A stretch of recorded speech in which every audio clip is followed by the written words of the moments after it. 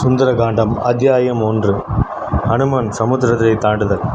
வாயுகுமாரா, இந்த காரியத்தை முடிக்க வல்லவன் நீயே. உன் தந்தையின் பலம் உன்னிடம் இருக்கின்றது, அவனுடைய தேஜஸும் உன்னிடம் இருக்கிறது. உனக்கு சமமான பலம் இந்த உலகத்தில் எவருக்கும் இல்லை. மனத்தை அடக்கும் குணமுள்ளவன், மனத்தை வென்று ஞானத்தை அடைந்தவன், செல்வாக்கு தைரியம் உள்ளவன், தென்திசை செல்ல நீயே தகுதியானவன். சொல்லவும் வல்லீர், காரியம் செய்ய நீரே துணிவுற்றீர். வெல்லவும் வல்லர், மீண்டு வர துணிவுற்றீர் நீரே. மலையும் மலையின் வலிமை கொண்டீர். மலைத்துளியின் இடுக்கிலும் வெண்மீனின் நடுவிலும் இலையாக ஊடுருவ துணிவுள்ளீர் நீவே. கதிரவனையும் குளிர வைப்பவர் நீவே.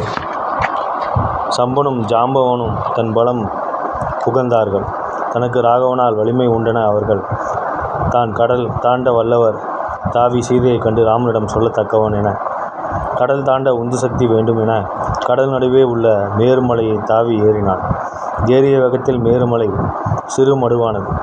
ராகு நாமத்துடன் மலை மீது காலை ஊன்றினான்.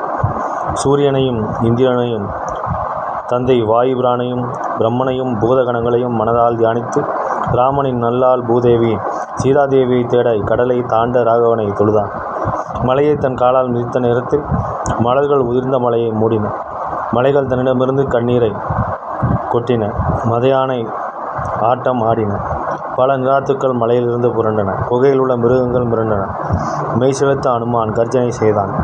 பின்னுடல் சுருக்கி முன்னுடல் நீட்டி காதுகளை மடக்கி தன் பலத்தை கூட்டி கையை தூக்கி கர்ஜனை செய்தான். மூச்சை அடக்கி கருடன் போல் பறந்தான். விண்ணில் பறந்த வேகம் மரங்கள் பொய்தன. மண்ணில் இருந்த வேர்கள் காற்றில் பறந்தன. இந்திரனால் சிறகொடிந்த மலையாக மரங்கள் தூரம் சென்று வீழ்ந்தன. பெரிய மலையொன்று சிறகோடு சென்றதை சின்ன கந்தவர்கள் பக்தியுடன் ரசித்தனர். வாளை உயர்த்தி அனுமன் வானில் சென்ற காட்சி, பாசவலை கொண்ட காலன் இலக்கை நோக்கி செல்வது போல, எய்த அம்பு வில்லில் விரிசலிந்து புறப்பட்டது போல, வழிகொழிந்த பருதி வடகொழுந்து தெற்கு போவதை போல, கடலின் நடுவே அனுமனின் வேகத்தை தணிக்க எழுந்த மைனாகம் புனலின் நடுவே இது என்ன மலை என்று அனுமன் வியக்க வலிமைப்பட்ட மேகமாய் மறைந்திருந்த தன் மார்பால் தாக்க அனலிடைப்பட்ட மெழுகாய் உருகினான் மைனாகம். அப்பனே, என் மீது சிறிது நேரம் தங்கி இளப்பாரி செல்க. உன் அப்பன் வாயுபுரானால் ஒழிக்கப்பட்டு நான் இந்திரனின் வஜ்ராயத்திற்கு தப்பி சமுத்திரராஜனிடம் தஞ்சமடைந்து அவன் ஆணைப்படி தங்கி என் மீது களைப்பற்ற இறைஞ்சி விண்ணப்பிக்கிறேன். வருந்தேன், தலைவன் வேலை நிமித்தம் செய்கிறேன், ஆதலால் அருந்தேன். அன்பின் அன்புக்குரியவனை காணும் வரை பெருந்தேன் பெற்ற மகிழ்வு கொண்டேன். உன் அன்பு கொண்ட போதும் இருந்தேன் உகந்தேன். உன் விருந்தை உண்ண பிறதொரு நாளில் வருகிறேன். தேவர்கள் அனுமனின் புத்தி பலம் சோதிக்க எண்ணினர். அதனால் சுரசை எனும் பாம்புகளின் தாயார் ராட்சச உரு கண்டு அவன் வழியில் வாயை ஒரு போஜனை அளவு பிளந்து அனுமனை விழுங்க நினைத்தார்கள். அன்னையே, அன்னையை கண்டு திரும்பும் வழியில் உனக்கு உணவாகிறேன். அரடே, இப்பொழுதே உன்னை விளங்குகிறேன். மீண்டும் வாய் பெரிதானது. அனுமன் பெரிய உருவம் கொள்ள அவன் வாயும் பெரிதானது. அவனின் தேகம் அணுவளவு சுருக்கினான். கண்ணிமிக்க நேரத்தில் பிளந்த வாயில் புகுந்து காதின் வழியே வெளியே வந்தான். நீ போகும் காரியம் உனக்கு சாதகமாகட்டும். புத்தி பலம் கொண்ட நீவீர், எக்காரியத்திலும் வெற்றியடையாய். தேவர்கள் உன்னை சோதிக்கவே என்னை அனுப்பினர். ராம காரியம் வெற்றி பெற என் வாழ்த்துக்கள். கீதங்கள் இசைத்தனர். கிள்ளனர். அதைத் தொடர்ந்து கானங்கள் பாடினர். கந்தர்கள் ஆடல் கொண்டு பூதங்கள் தொடர்ந்து புகழ்ந்தனர். முனிவர்கள் வேதங்கள் எம்பினர். தென்றல் வீசத் தொடங்கின.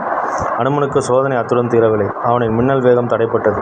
ஏன் அவனுக்கு புரியாமல் கீழே பார்வையை விட்டான். அவனின் நிலைமை ஒரு பூதம் பிடித்து இழுத்தது. கிரகணம் தீர்ந்த சந்திரன் போல வெளிப்பட்ட அனுமன் பல சோதனைகளை கடந்து சாதனை ஆக்கினான். ராமநாமத்தால் தன் பலம், புத்தி, தைரியம், திறமையவற்றை கொண்டு ஆழ்கடலை தாண்டி சென்றான்.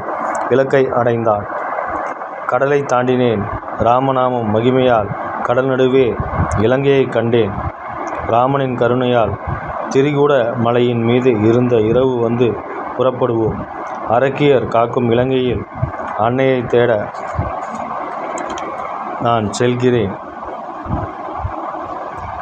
ராமாயணத்தின் சுந்தரகாண்டத்தின் முதல் பகுதியை நாம் இந்த பதிவில் கண்டோம். சுந்தரகாண்டத்தை தினமும் படிக்க அல்லது கேட்டு வர நமது வாழ்வில் இருக்கும் பிரச்சனைகள் படிப்படியாக குறைந்து அனுமர் மற்றும் ராமரின் பரிபூர்ண அருளால் நமக்கு நன்மைகள் பலவும் ஏற்படும் என்பது ஐதீகம்.